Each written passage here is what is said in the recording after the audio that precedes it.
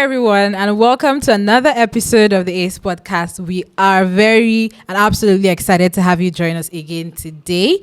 So today we have a very exciting and engaging topic for conversation, which is family planning, right? Very exciting and important topic, right? Whenever we talk about family planning, the spotlight is always on the woman. It is always a case of, oh, it is her decision, it is her responsibility, it is her this, it is her that. However, this cannot be a woman's issue alone, right? Family planning works best when the men and the women are informed, involved, and making these decisions together. And that is why, doubling down, we're talking about shared decisions, right? Engaging men in the family planning conversation. But before we get into it, right, please don't forget to go down now, hit that like button, subscribe so that you're aware whenever we drop a new episode. And of course, we're always very excited to hear your comments and your thoughts. So please drop your comments in the chat box or in the comment section. We're always very excited to hear that. Okay, so we have some very important personalities with us for today's conversation, and I will be introducing them. To my left, I have Toluwanimi Adewole. She's a senior engagement manager here at ACE, and we're very excited to have you with us. Yeah, thanks, Bibele. It's good to be here. Great. And to my right, I have Real One Sholanke. Hi, Real One. Hi. We're very excited to hear you share your thoughts with us today.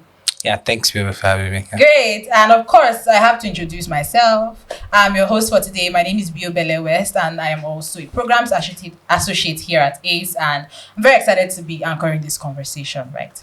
So we're getting into it. Just a bit of context again, right? In our country, Nigeria, right now, a lot of our cultural settings, right? Men are identified as the decision makers in the home. However, they are constantly left out in the conversations that actually matter.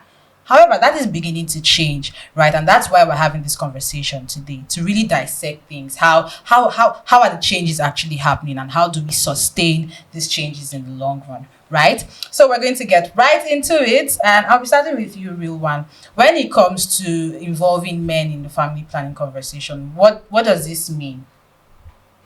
Yeah, thanks, Biobele, for that question. So to just get straight into it, I think just to visualize what you said, involving men would be that it's really, like you mentioned in your introduction, is no longer a woman's problem. It's no longer a woman's decision.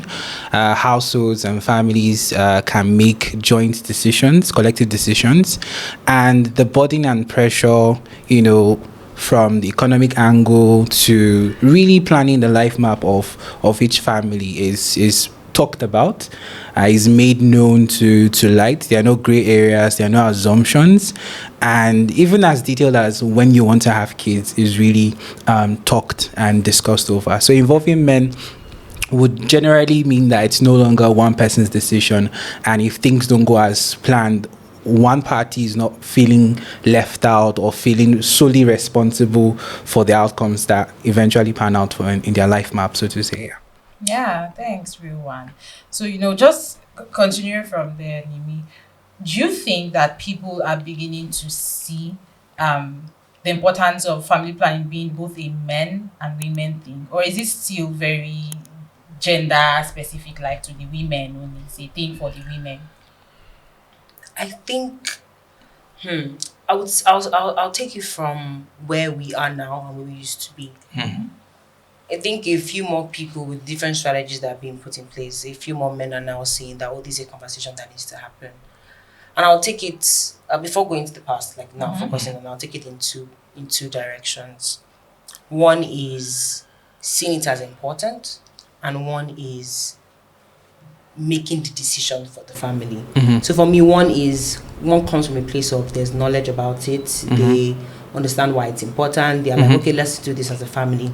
And then the other is they don't even, it's just not even part of it's not something that they should worry about, right? It's like, you're the one that you give birth, so you decide. But I think for me, most men are involved in the decision making, they're just not involved in the actual implementation. So because what are we looking at? There are problems, right? One is men want to have a lot of children. They should stop saying it's only a woman's thing. It's not only women that want a lot of children. Because if you don't want a lot of children, you will actively think or look for knowledge that doesn't allow you to do it. So if you pick it from whether it's a religious point of view or a cultural point of view or whatnot, it's the men that are driving. I'm not saying women are not driving that, but they are driving that decision. So really, involvement for me is involvement in the knowledge as to, even if you want to have a lot of children, right, there's a way to do it, right? If you want, and that's when we now talk about child spacing, because for me, child spacing is included in family planning, right? Yeah, so I don't know if you get the different angles I've brought it from. So one is, they don't care about it. It's not something that they think about. It's not something that they have knowledge of. It's not something that they even say, oh, I must make a decision. So basically, knowledge and practice. Thank you, exactly. Seeing it from that angle. From those two angles, right? Knowledge and practice. So, and they see, the other part I would also mention is that they see it as a woman's problem to solve. Do you understand? So even if they are like, oh, we don't want to, like, go and figure out how that would happen. Oh, that's really so sad. You now see the part the angles I'm bringing it from. So even if they say they don't want to have a lot of children, it's like, go and figure it out. What we are seeing now is that men are now realizing that there's a part to play in deciding how my family should go, right? Jointly with the wife. I think that's where we are really focused on. It's joint planning, as opposed to, because if we go back to, it's a decision that the man has to make, then the woman is out of the conversation and she's the one that is going through the situation, right? Exactly. So it's a joint conversation, and so involving them comes from a place of knowledge, practice, understanding, right? Then when you now bring what the past used to look like, which is, for me, the fact that they are the ones that need to make that decision. So when we see the typical issues that come up in different parts of Nigeria, right, where they say, spousal disapproval, right? So that means they are disapproving what they either do not understand, or they are disapproving because they actually want a lot of children. So they understand it. So those are two angles we should look at. So that's what I wanted to say in terms of the question that you asked. Yeah, thank you very much, Nimi. So just like you had mentioned, right? Practice. Can you remember? Knowledge and practice, right? And then the bit about disapproving because of a lack of understanding or awareness, and also the bit where we want these things, so I'm not even trying to get involved. We want these kids, so I'm not even trying to get involved in planning for them. So real one, I want to just ask you, right? What do you think are maybe some of the fears that these men have, right, that sort of hinders them from participating in this whole family planning thing? Just also right with what Nimi has mentioned. So we've seen a lot of improvement in urban areas and even educated couples and young men and women. There's also the part, culturally, people pride in the number of kids they want, particularly in the number of male kids that they want. So I can imagine from that angle where couples are not really getting male children and they have to go into this cycle of, we need to try again. That's something that's fading away, really, like over time. But just borrowing from that is that generally, in the upbringing of male children and male gender, generally, the education as regards to family planning is not really talked about, really. It's really not discussed. Like I can imagine, I have an opportunity to be from two cultures. I'm from southern West Nigeria, and also I've lived in the North all my life. So it's a bit of blend of both cultures. And you can see that there's something in Yoruba we prepare the wife to the husband's house. The term I really can't picture because, again, so it's saying the mom or the mom of the bride has prepared the bride with everything she needs on how to keep a home or sustain a home into her marriage, into the next life or the next chapter. But we don't see that a lot for men. There's really less of the mentorship for men. In fact, even workspaces are actually looking at ways of even growing young men into career, into personal life. So for the male perspective, it's not really talked about. It's seen as less masculine. It's also seen as somewhat taboo to discuss. You don't have it in, where you would go to watch football matches or in male groups. It's really not something. Imagine talking to the fellow and say, hey, Hafa, what are you and your spouse using for? It's really, sadly, it's really not something really stretched or discussed. Imagine I bring it up and everybody's looking like, what's this guy saying? Like, why talk about this here and there? So I would really like to just leave on those two parts. It's really not talked about. It's really seen taboo. It's not really masculine. And even in the engagement and championing, in some rural areas, men are not involved. In the urban areas, like we've been reading about some podcasts we've been talking before, some cultural leaders are now champions. But in some other settings, it's still really on the low. So I'd like to just sum up my points on this.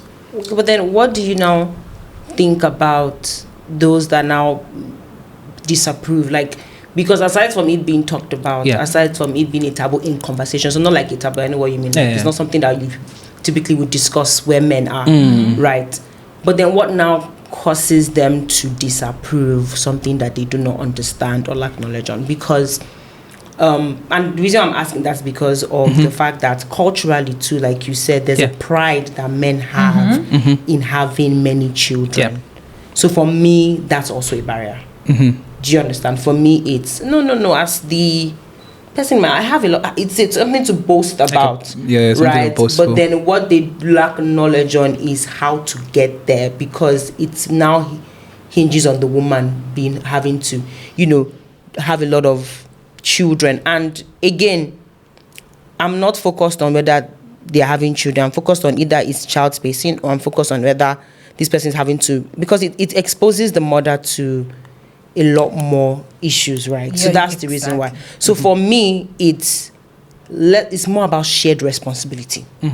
That's really the and word even I'm in looking the for. delivery of that. Exactly. You were already getting, in short, both of you were getting into 2 points we're about to get into. Right? But I'll start with you, Nimi, before I get into the part about trusted voices, right? That could bring about the change that we want to see. But you've gone into something very important that was going to allow us to highlight, right, and make very clear the impact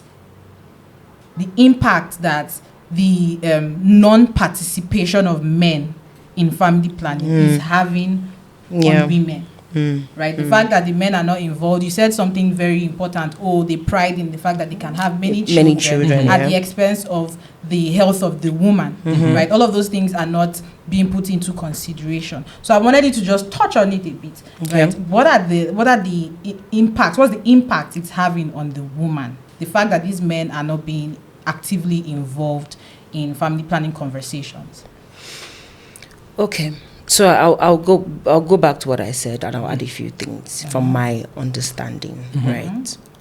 So if they're not part of the conversation, they don't understand it, right? And so whatever decision that needs to be made around it may be a wrong one. How does the wrong decision impact the woman? Because, so for me, it's like a flow.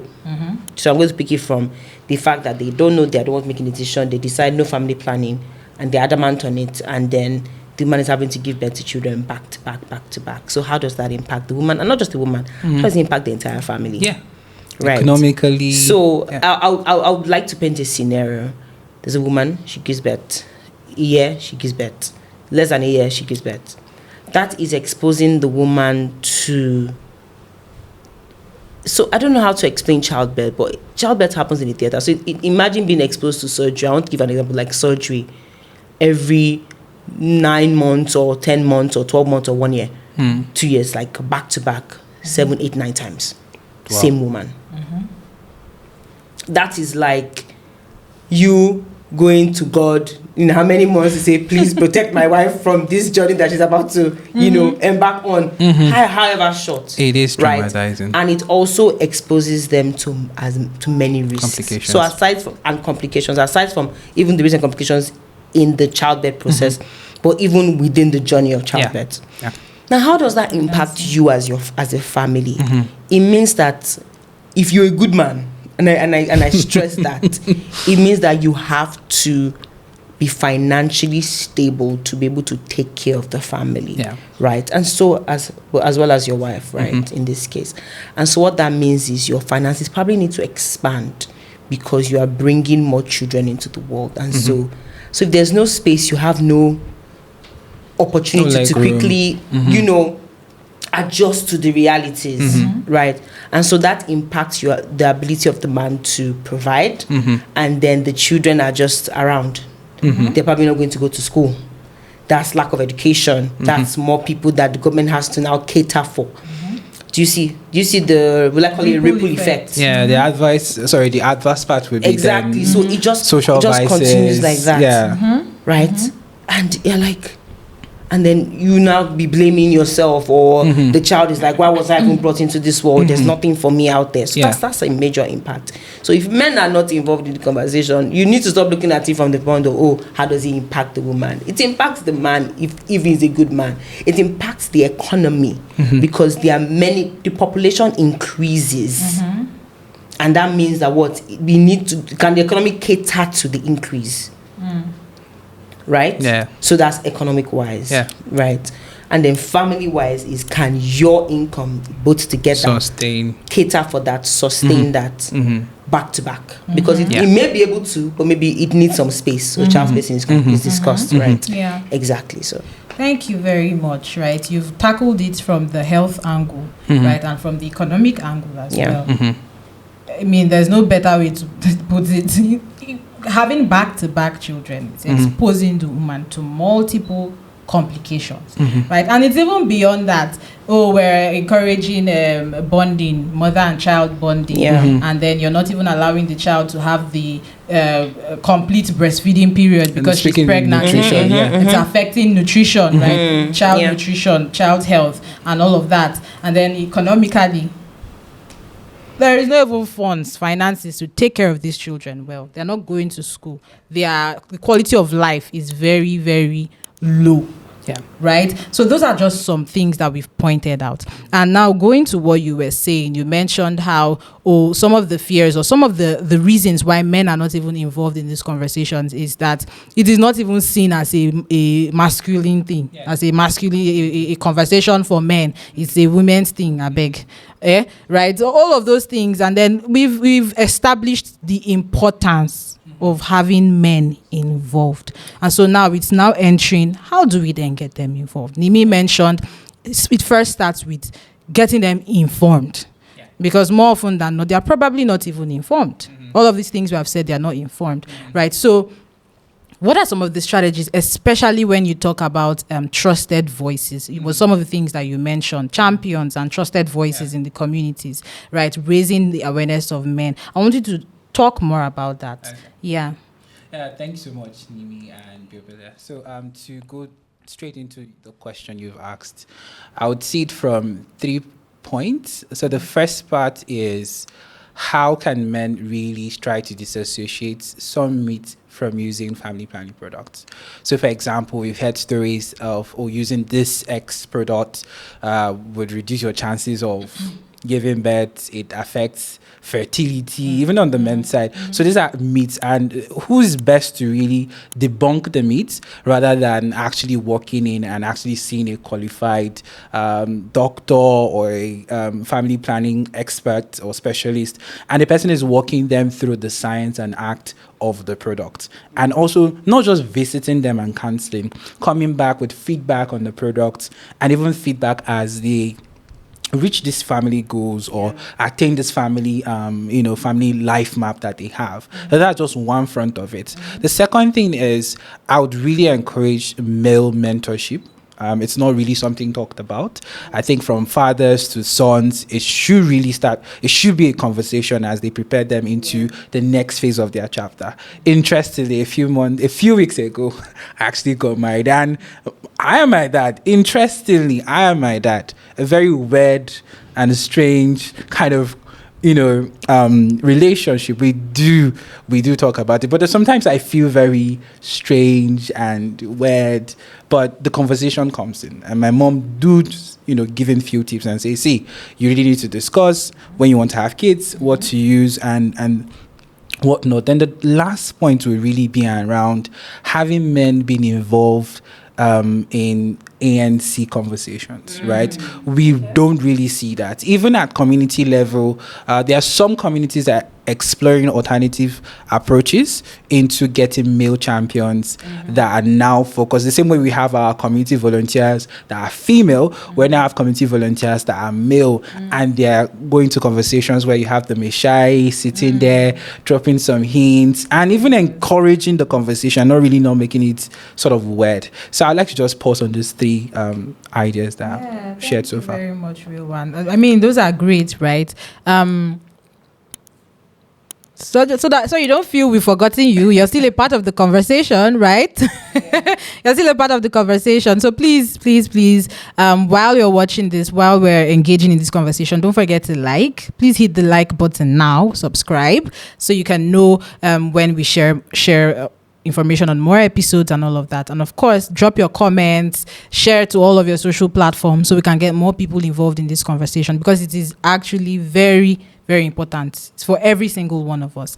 So yeah, thanks, Real One, on really discussing some of the approaches we can use in raising awareness, particularly for the men, right? Because right now they are our priority. But again, just to continue the conversation, I just want to ask, right, in terms of messaging, I want more to be said about what are the ways currently in Nigeria we are supporting this awareness creation initiatives, particularly for men, in involving men in the conversation for family planning. What are the current strategies that are being put in place, right? And some of the ways that, of course, we're in the space, we're playing within the space, and we're supporting some of these strategies. What is currently ongoing, right? So people are aware, right? And then can plug into these conversations. How are we raising awareness, debunking myths, particularly on the side of the men?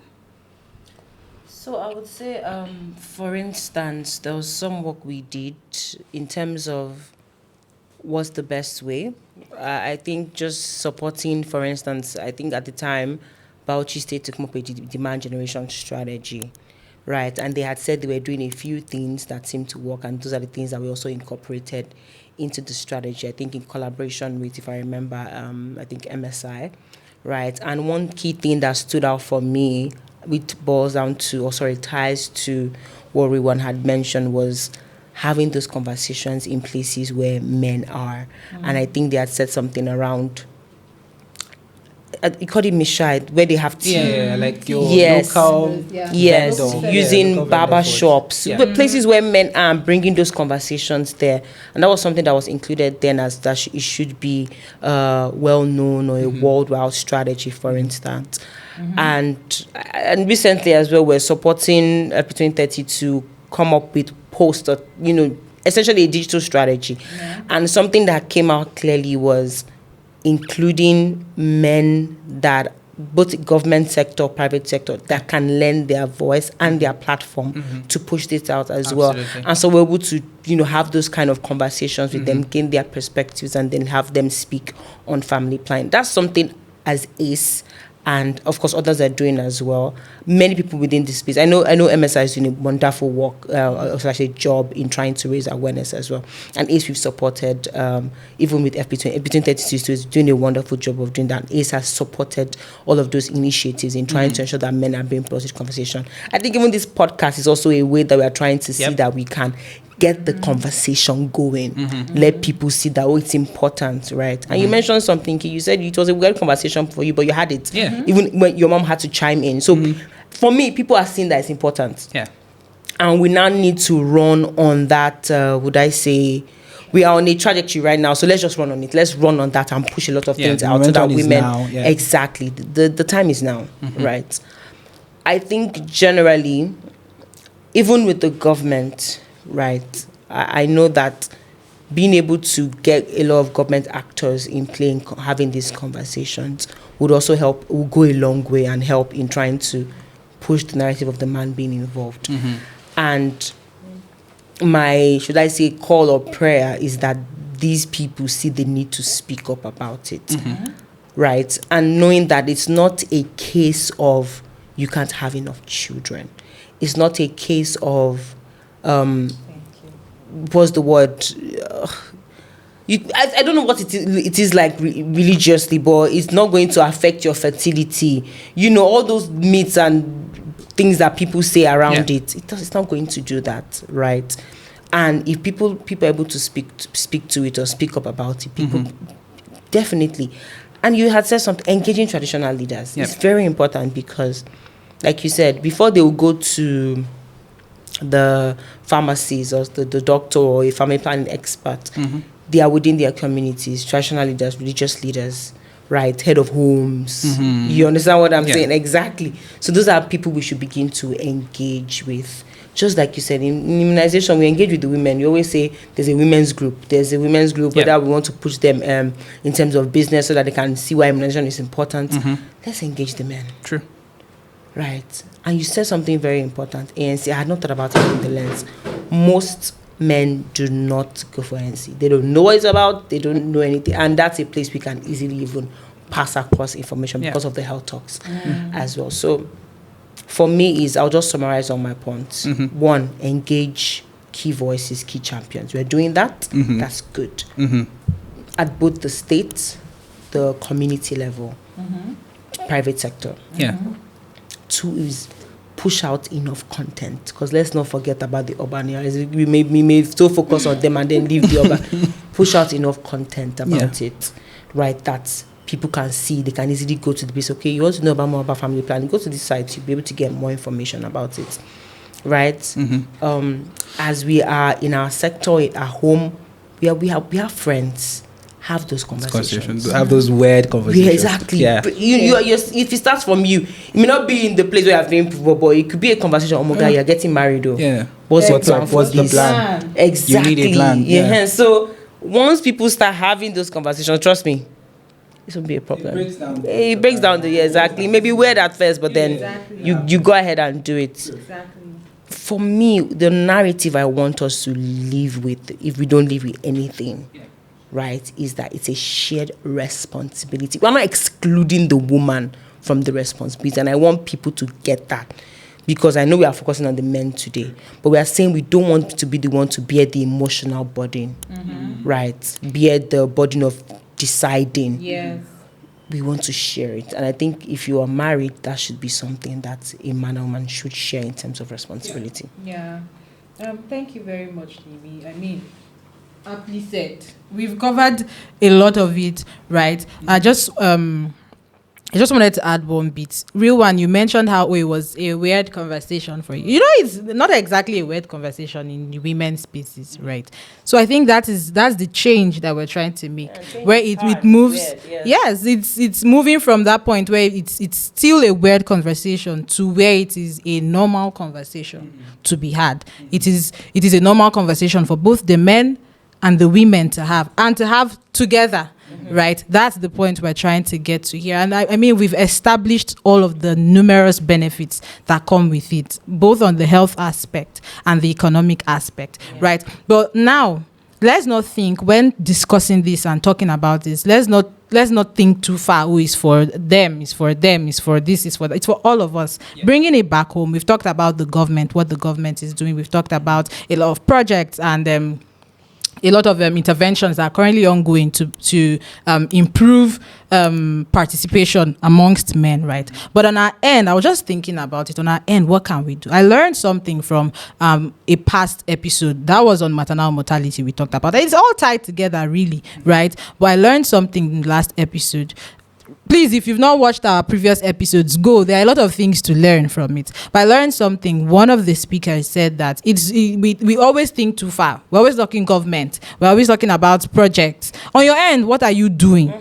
Yep. Right, what are you doing? Your conversations with your friends, you're seeing that they are not participating. Are you encouraging it? Are you having the right conversation? Oh, when it comes to the persons that work for you, right? The person that cleans for you, the person that secures your compound and all of that. Are you helping have those conversations with those people, right? These are very key. We all have a role to play. You may not get the opportunity to go into the field to have conversations with people, but in your little setting, in your little space, how are you preaching that gospel, right? How are you encouraging that change and helping people see that, like Nimi had mentioned, we're not stopping. It's never about stopping people from having children. It's more around child spacing and being able to plan better for the children that are coming into this world, right? So that they can have a better life. And it can only be done together. It's not a woman's responsibility alone. Neither is it the man's responsibility alone.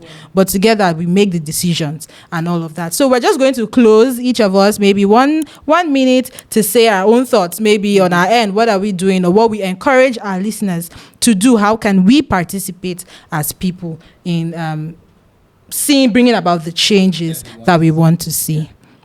Yeah, thanks, Biobele. So maybe it's just us being consultants. I just you're saying the question, and I was really trying to imagine play the life story scenario. So I would say see a life map, right? Conversations with young adults. It could start from there. We always talked about sexual education. That's happening on one side. It should also be happening, on the other hand as well. Seen from that life map. Then also as colleagues at workplaces, we work here 8 hours, most of the hours of the day, and sometimes personal and professional sort of sinking, and they meet at the equilibrium stage. So even having the conversations with our peers to say, hey, right, we're working on this project. I mean, we're a living testimony of what we are saying to our clients. I've tested this product. This is how it's happening. My third child, this is how we conceive. It's weird, like Mimi said, it's weird at the beginning, but when you have your go-to person to speak on the certain issues, you feel more informed. Maybe some don't really have or really want to go to health facilities or see specialists. There's that phobia of just so just leveraging the resources that we have, and also we have other materials available, and really just having in discussion points. I think that at different levels can also help in gradually breaking down these barriers and reducing those weird feelings that we have when we discuss things relating to family planning as men. I think for me, I want to emphasize the impact it has on the economy, right? And how much it affects how the government or the Nigerian economy thrives. Most of the time we forget that, right? So, because I know we made a key note of, there's pride, there's boast in having a lot of children. We talked about the fact that you want to have a lot of children. It's fine, but then you think about the impact it has on society. We have a lot of children out there on the streets, right? And no one is claiming responsibility for that. And so for me, that alone should let you take a step back, because if you look at the scenarios I painted earlier, what you now see is it's more common in the rural areas, and these people don't have the financial capacity to cater for the children. And then they become the government's responsibility, or a few good men's responsibility who have set up homes, right?